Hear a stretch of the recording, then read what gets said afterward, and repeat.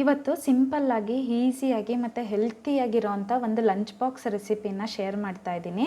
ಇದು ಮಧ್ಯಾಹ್ನಕ್ಕೆ ನೀವು ಬಾಕ್ಸಿಗೆ ತೊಗೊಂಡೋದ್ರೂ ತುಂಬ ಚೆನ್ನಾಗಿರುತ್ತೆ, ಅಥವಾ ನೀವು ನೈಟ್ ಡಿನ್ನರಿಗೆ ಕೂಡ ಮಾಡ್ಕೋಬೋದು, ಬೆಳಗ್ಗೆ ಬ್ರೇಕ್ಫಾಸ್ಟ್ಗೆ ಯಾವುದಕ್ಕೆ ಬೇಕಾದ್ರೂ ಮಾಡ್ಕೋಬೋದು. ಈಸಿಯಾಗೂ ಇರುತ್ತೆ ಮತ್ತು ಟೇಸ್ಟು ಕೂಡ ಅಷ್ಟೇ ತುಂಬ ಚೆನ್ನಾಗಿರುತ್ತೆ. ಬನ್ನಿ ಈ ಲಂಚ್ ರೆಸಿಪಿನ ಹೇಗೆ ಮಾಡೋದು ಅಂತ ನೋಡೋಣಂತೆ. ಇಲ್ಲಿ ನಾನು ಫಸ್ಟು ಒಂದು ಪ್ಯಾನ್ಗೆ 1 ಸ್ಪೂನ್ನಷ್ಟು ಎಣ್ಣೆ ಹಾಕ್ಕೊತಾ ಇದ್ದೀನಿ. ಇಲ್ಲಿ ಸಣ್ಣ ಸ್ಪೂನ್ನಲ್ಲಿ 1 ಸ್ಪೂನ್ನಷ್ಟು ಎಣ್ಣೆ ಹಾಕ್ಕೊಂಡ್ರೆ ಸಾಕು. ಈಗ ಇದಕ್ಕೆ ನಾನು 1 ಸ್ಪೂನ್ನಷ್ಟು ಉದ್ದಿನಬೇಳೆ, 1 ಸ್ಪೂನ್ನಷ್ಟು ಕಡಲೆಬೇಳೆ ಮತ್ತು ಒಂದು ಮುಕ್ಕಾಲು ಸ್ಪೂನ್ನಷ್ಟು ಎಳ್ಳು ಹಾಕ್ಕೊತಾ ಇದ್ದೀನಿ. ಎಳ್ಳು ಹಾಕೋದ್ರಿಂದ ಈ ರೆಸಿಪಿಗೆ ಒಳ್ಳೆ ಟೇಸ್ಟ್ ಬರುತ್ತೆ. ಇದನ್ನೆಲ್ಲ ಒಂದು ಸಲ ಎಣ್ಣೆಯಲ್ಲಿ ಚೆನ್ನಾಗಿ ಫ್ರೈ ಮಾಡ್ಕೋಬೇಕು. ಇಲ್ಲೊಂದು ಸ್ವಲ್ಪ ಕಲರ್ ಚೇಂಜ್ ಆಗಬೇಕು. ಈಗ ಇದಕ್ಕೆ ನಾನು ಒಂದು ಅರ್ಧ ಸ್ಪೂನ್ನಷ್ಟು ಜೀರಿಗೆ, ಒಂದು 10 ಕಾಳು ಮೆಣಸು ಮತ್ತು ಒಂದು ಸ್ವಲ್ಪ ಮೆಂತೆ ಕಾಳನ್ನ ಹಾಕ್ಕೊಂಡಿದ್ದೀನಿ. ಇಲ್ಲಿ ಮೆಂತೆ ಆಪ್ಷನಲ್ಲು, ಬೇಡ ಅಂದರೆ ಸ್ಕಿಪ್ ಕೂಡ ಮಾಡ್ಬೋದು. ಮೆಂತೆ ಹಾಕೋದ್ರಿಂದ ಟೇಸ್ಟು ಕೂಡ ಚೆನ್ನಾಗಿರುತ್ತೆ ಮತ್ತು ಹೆಲ್ತಿಗೆ ಕೂಡ ತುಂಬ ಒಳ್ಳೆಯದು. ಇದು 3 ಹಾಕಿದ ಮೇಲೆ ಇದು ಒಂದು ಸ್ವಲ್ಪ ಫ್ರೈ ಮಾಡ್ಕೊಂಡಿದ್ದಾದಮೇಲೆ ಇದಕ್ಕೆ ಹಸಿಮೆಣ್ಸಿನ್ಕಾಯಿ ಹಾಕ್ಕೊಂಡಿದ್ದೀನಿ. ಇಲ್ಲಿ ಈ ಹಸಿಮೆಣ್ಸಿನ್ಕಾಯಿ ಒಂದು 6ರಿಂದ 7 ಹಾಕ್ಕೊಂಡಿದ್ದೀನಿ. ಈಗ ಒಂದು ಇಡಿಯಷ್ಟು ಕೊತ್ತಂಬರಿ ಸೊಪ್ಪನ್ನ ಚೆನ್ನಾಗಿ ನೀರಿನಲ್ಲಿ ವಾಶ್ ಮಾಡಿ ಹಾಕ್ತಾಯಿದ್ದೀನಿ.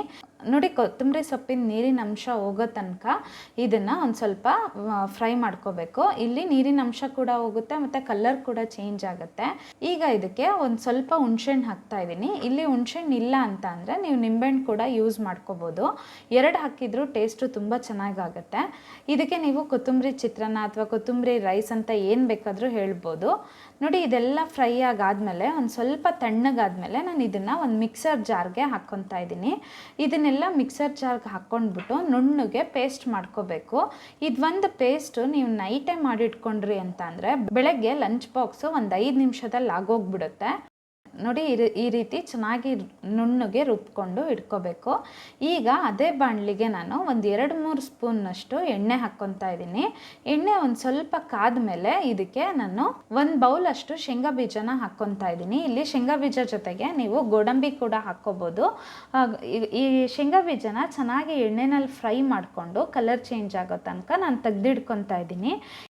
ಈಗ ಅದೇ ಎಣ್ಣೆಗೆ ಒಂದು ಅರ್ಧ ಸ್ಪೂನ್ನಷ್ಟು ಸಾಸಿವೆನ ಹಾಕ್ತಾ ಇದ್ದೀನಿ. ಸಾಸಿವೆ ಹಾಕಿದ ಮೇಲೆ ಇದಕ್ಕೆ ಒಂದು ಸ್ವಲ್ಪ ಕರ್ಬೇವಿನ ಸೊಪ್ಪು ಹಾಕ್ಬಿಟ್ಟು ನಾವು ಮಿಕ್ಸಿ ಮಾಡಿ ಇಟ್ಕೊಂಡಿದ್ದೆ ಅಲ್ಲ ಕೊತ್ತಂಬರಿ ಸೊಪ್ಪು, ಅದನ್ನು ಹಾಕ್ಕೊತಾ ಇದ್ದೀನಿ. ಈಗ ಇದನ್ನೆಲ್ಲ ಹಾಕ್ಕೊಂಡ್ಬಿಟ್ಟು ಎಣ್ಣೆಯಲ್ಲಿ ಚೆನ್ನಾಗಿ ಫ್ರೈ ಮಾಡ್ಕೋಬೇಕು.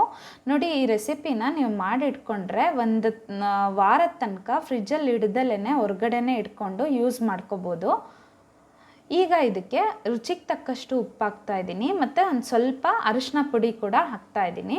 ಇದೆಲ್ಲ ಹಾಕ್ಬಿಟ್ಟು ಚೆನ್ನಾಗಿ ಮಿಕ್ಸ್ ಮಾಡಿಕೊಂಡ್ರೆ ಗೊಜ್ಜು ರೆಡಿ ಆಗುತ್ತೆ.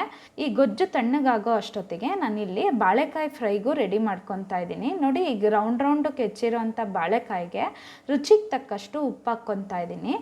ಈಗ ಇದಕ್ಕೆ ಒಂದು ಅರ್ಧ ಸ್ಪೂನ್ನಷ್ಟು ಅರಿಶಿನ ಪುಡಿನ ಹಾಕ್ಕೊತಾ ಇದ್ದೀನಿ ಮತ್ತು ಒಂದು ಸ್ವಲ್ಪ ಖಾರದ ಪುಡಿನ ಹಾಕ್ಕೊತಾ ಇದ್ದೀನಿ. ಇಲ್ಲಿ ನಿಮಗೆ ಖಾರಕ್ಕೆ ಎಷ್ಟು ಬೇಕೋ ಅಷ್ಟು ಖಾರದ ಪುಡಿನ ಹಾಕ್ಕೋಬೋದು. ಇದೆಲ್ಲ ಹಾಕ್ಬಿಟ್ಟು ಚೆನ್ನಾಗಿ ಇದನ್ನು ಮಿಕ್ಸ್ ಮಾಡ್ಕೋಬೇಕು. ನೋಡಿ, ಇದೆಲ್ಲ ಈ ರೀತಿ ಚೆನ್ನಾಗಿ ಮಿಕ್ಸ್ ಮಾಡಿದ ಮೇಲೆ ಒಂದು ಫ್ರೈಯಿಂಗ್ ಪ್ಯಾನ್ನಲ್ಲಿ ಇಲ್ಲಿ ನಾನು ಕೊಬ್ಬರಿ ಎಣ್ಣೆನ 1 ಸ್ಪೂನ್ನಷ್ಟು ಹಾಕ್ಕೊತಾ ಇದ್ದೀನಿ.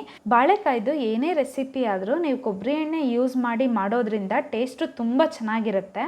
ನೋಡಿ, ಇದು ಕೊಬ್ಬರಿ ಎಣ್ಣೆಗೆ ಇವಾಗ ಒಂದು ಸ್ವಲ್ಪ ಕರ್ಬೇವಿನ ಸೊಪ್ಪನ್ನ ಹಾಕ್ಕೊತಾ ಇದ್ದೀನಿ. ಕರ್ಬೇವಿನ ಸೊಪ್ಪು ಹಾಕ್ಕೊಂಡ್ಬಿಟ್ಟು ಬಾಳೆಕಾಯಿ ಏನು ಮಿಕ್ಸ್ ಮಾಡಿ ಇಟ್ಟಿದ್ದೆ ಅಲ್ವಾ, ಅದನ್ನು ಹಾಕ್ಕೊಂಡು ಒಂದು ಸ್ವಲ್ಪ ಹೊತ್ತು ಲಿಡ್ ಕ್ಲೋಸ್ ಮಾಡಿ ಇದನ್ನು ನಾನು ಫ್ರೈ ಮಾಡ್ಕೊತಾ ಇದ್ದೀನಿ.